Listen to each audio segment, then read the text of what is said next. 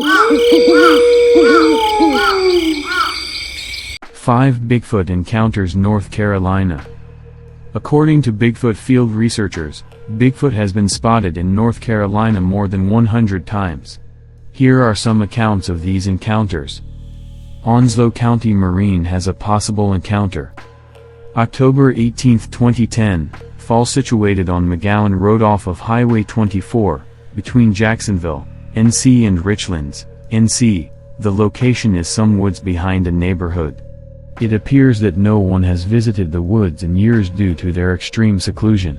I was hunting deer just outside of Jacksonville, North Carolina, off of Highway 24 in the vicinity of Rhodestown. It was about 3 o'clock in the afternoon when I took my stand. I noticed a deer strolling around the edge of the clearing I was in as it was getting close to nightfall. It seemed inquisitive about something as it continued to gaze into the woods. As the deer approached, I shot it. When I did, it started to run, collided with some brush, and fell. After about 30 minutes, it started to get dark. I left my spot and went to retrieve the deer. After gathering my belongings, I began dragging my kill to my truck, which was located approximately 0.5 miles away through a dense area of the forest where I was hunting. Along with the deer, I had my rifle, backpack, and flashlight in my mouth. To grasp the straps of my backpack and rifle while I pulled the deer by its leg. It was a straight shot to my truck after making my way through the dense portion of the forest. I looked up, my light still in my mouth, as I dropped the deer leg to get comfortable and gather my belongings to continue walking out. 2 eyes were staring back at me. I had never seen an animal at night that looked wider than them. I've spent my entire life hunting. I've seen bears, coyotes, and deer, among other animals. These eyes were about my height. I'm 5 feet 10 inches tall. There was a slight incline to the trail I was on. I set down my backpack and rifle as it continued to stare at me. I took out my 9mm Glock and fired once into the ground beside me in an attempt to get whatever it was that I needed to get off the trail I was on. It just looked to its left and back at me, not moving or flinching. I was beginning to worry, so I glanced down to take a knee. As I knelt, I noticed that it had moved to its left, into a densely forested area, and I looked up again. I seized the deer and proceeded to pull it in the direction of my truck. When I reached the place where I thought I saw the eyes, I smelled something foul and musky, and where it had strayed from the trail, trees and tree limbs had been pushed over as though a massive object had just burst through the thicket. I cleaned the deer in the woods and headed to my truck. I felt like I was being watched the entire time I was cleaning the deer, similar to another post I read on this site. I left the hide and the rib cage and spine of the deer I cleaned out there. The spine had been drug off about 300 yards from where I left it when I returned to the same location. I had never spent a creepier and stranger night in the woods by myself than the one I had that night. A large creature is seen by an Onslow County Marine near Campla, Juin. Winter February 2005. We were practicing for Marine Corps training. Using what we had learned, we conducted a mock war as our final training exercise. My squad was therefore overlooking the saddle from the top of a hill ridge. We turned around to investigate the noise we heard from behind while we waited for the enemy to approach the hill so we could engage them. We believed it to be a bear at a distance of about 10 yards, but after a minute or so we noticed that it appeared to be taking a knee. We did nothing as it moved between our fighting holes, which were spaced about 15 feet apart. It didn't look away from us as it went by, indicating that it was aware of our presence. It looked straight down at me as it went by, stopped about 15 feet away, and partially turned to look back before disappearing. It stood at least 7 feet tall. He had a really muscular body. I had never seen anything so large before. Man runs over a reddish-brown, 7-foot-tall creature with his car. It was mid-July 1987, but I have never told anyone about it because I didn't want to hear the jokes. With the top down and the music blaring, I drove my sports car toward the beach. Although it was getting close to dusk, it was still light at 8:45 p.m. I was driving around 60 miles per hour with my headlights on when I turned a corner and this big, hairy thing appeared in the middle of the road. I must have glanced at it because it bounced over the passenger side of my car as I slammed on the brakes and swerved around it. I turned the car around and came to a stop about halfway on the object with my headlights on. It stood up and charged me. The thing was about 25 feet away from me, and the smell was awful. It was suspended in midair like a damp blanket. It stood between 7 and 7.5 feet tall, with hair that appeared to be matted and reddish-brown. Its face was hairless, and it had an angry expression. I backed up, shifted into reverse, and hit the accelerator to start the car and drive away. It was directly on my car's rear end when I glanced in the rearview mirror while I was whirling around. There was a loud bang. That's when my car started to gain speed and accelerate. I left the creature to chase after me down the road. Never in my life have I felt such fear. Upon arriving at my destination, I checked my vehicle. There was hair on the passenger rear quarter panel, which was dented. And where he struck the back of my car, my rear spoiler was smashed. I reported that I had struck a stray cow to the police, insurance, friends, and family. However, it took weeks to remove the smell from my car's exterior, and it persisted inside as well. There was an odor, somewhat like sewage mixed with something else. I'm 38 now, but I was 27 back then. I haven't gone that way again. I'll make the extra 45 to 50 miles to avoid taking that route. In the Uwharrie National Forest, a camper is startled out of his hammock by a potential encounter. October 25, 2015. To start, I'm 34 years old, I have a biology degree, and I've lived in the woods all my life, mostly by myself, so I'm used to the sounds that the forest and the animals make. All year long, I go backcountry camping and backpacking. Although I am no expert, I have some experience in the woods.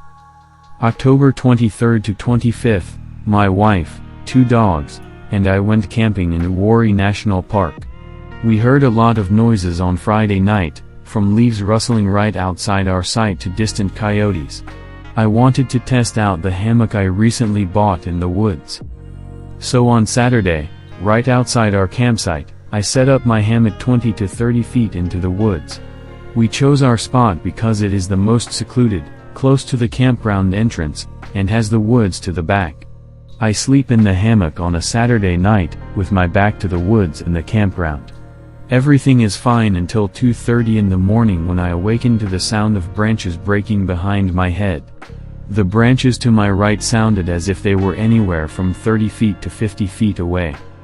Suppose these branches were breaking at 11 or 12 o'clock, or over my right shoulder, with my head at midnight and my feet at 6 o'clock. I initially believed it to be a passing deer or bear because I know how they sound when they walk. I saw a mother bear and her cubs a few months ago, but I never really heard distinct footsteps, and when the breaking didn't happen in the same spot, I got a little scared. I'm trying to explain what's happening while lying in the hammock, but nothing makes sense. I didn't shine my headlamp or make any noise to frighten it away. Then, from around 1 o'clock or over my left shoulder, I hear an inexplicable noise. All I can say is that it sounds like the noise a deer makes to warn other deer of danger, but a 20-foot tall deer would need to make that noise. It was a deeper sound than any forest noise I've ever heard. Longer than a human sigh and deeper than a lion's roar. After about 15 minutes or so, I started to hear alternating branch breaks and what sounded like a big bird flapping its wings once. Snap whoosh, snap whoosh, snap whoosh, was what I heard. My wife started coughing around this time, and she mentioned that her stomach was feeling a little queasy before we went to bed. I assumed that she might be sick. Gathering the courage, I decided to get out of the hammock in the hopes of frightening the animal away as well. I approach her, and she seems alright. However, I find myself in a pickle. I can't stay in the tent since my sleeping bag is in the woods, but I also don't want to go back. I return and, after breaking off a branch, toss it into the forest 3 times. After that, I urinate all over my hammock. The breaking of the branches had stopped while I was working on it. Shortly after switching off my headlamp, I enter the hammock and the breaking starts up again. For a few more minutes, I listen to the breaking while growing increasingly afraid. When I shine my light into the woods, the breaking stops. When I turn off the light, the breaking resumes. I turned on my light again after waiting a few more minutes, and the breaking stopped. Then, I turned off the light, and it started again. At this point, I'm lying in the hammock in complete terror, and I decide that my only option is to take my wife and dogs and hide in the tent. Being in the hammock felt like torture. I hastily pick up my sleeping bag, proceed to the tent, enter, and lay down. For a good 15 minutes after that, we both heard the branches breaking. Suddenly, a loud crack that sounded like a 4-inch log being split in half reverberated through the forest. They seemed to be saying, "And stay out," almost. My heart was racing with fear, and I was unable to fall asleep for almost an hour. My spouse and I searched the area the following day for any evidence of footprints or the branches themselves. No indication of activity was found by me. We did discover 3 sizable rock piles in a grassy area. One of the piles was more recent, with only a few tiny plants growing on top, while the other 2 were older, with trees growing out of them. The fact that the area is frequently used by campers means that there aren't many branches, especially big ones, on the ground for anything to trip over. Additionally, the area is lined with paths, and, well, you know, animals will always choose the quickest path when they're moving. Another thing that crossed our minds was that on Saturday while using the restroom far into the woods, we both wondered, what if we encroached on their land? I was doubtful before, but after this experience, I genuinely believe that something exists. Reports of rocks being thrown in the Awori National Forest in a common sighting area. April 15, 2014, spring. This incident took place in the Montgomery County community of Thickety Creek, south of Troy, the county seat, sometime in 2014. I was asked to check his creek for gold by a church friend. He was aware of my hobby of gold panning. We never agreed on a day or time. All I said to him was that I would drop by whenever I had the opportunity. One day I decided to run down and wash some rocks after getting off work early. I parked at his gate, picked up my backpack from gear, and then made my way 200 yards away from the road. There's a steep mountain and a creek with about 4-foot banks to my left. I strolled down in search of a spot to easily enter the creek without encountering too much brush. Massive timber rattlers are well known to exist in this area. I eventually set up shop next to a large flat rock and used it as a workstation. I stopped to take a break after panning for a few hours.